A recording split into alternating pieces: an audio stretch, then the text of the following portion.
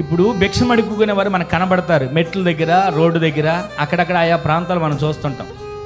భిక్షం అడిగే వాళ్ళకి ఒక స్టేటస్ అనేది ఉంటుందా? చెప్పాలి మీరు. స్టేటస్ అనేది ఉండదు.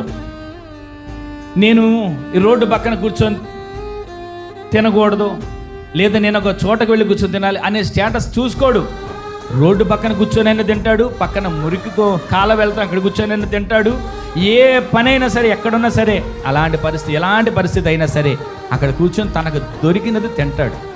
నేను మీకు జ్ఞాపకం చేసేది ఏంటంటే, మనము ఆత్మ విషయంలో పేదవారిగా, ఆత్మ విషయంలో దీనులుగా, ఆత్మ విషయంలో ఆయన సందు ఒక భిక్షగాడిగా మనం మార్చగలిగితే మనలో ఒక స్టేటస్, లోకంలో స్టేటస్ చూస్తాం, లోకంలో పదవి చూస్తాం, లోకంలో పరపతి చూస్తాం, లోకంలో హోదా చూస్తాం, లోకంలో ఏదేదో రకరకాలుగా ఆలోచిస్తాం. కానీ ఆత్మ విషయంలో మనం ఏది కోరుకునేవారిగా కాక ఉన్న దానిలో సంతృప్తి చెంది ఆయన అభిషేకాన్ని పొందుకుంటూ ఆయన సన్నిధికి వచ్చి ఆయన సన్నిధిలో ఉన్న విశ్రాంతిని పొందేవారిగా మనము మార్చబడుదుముగాక.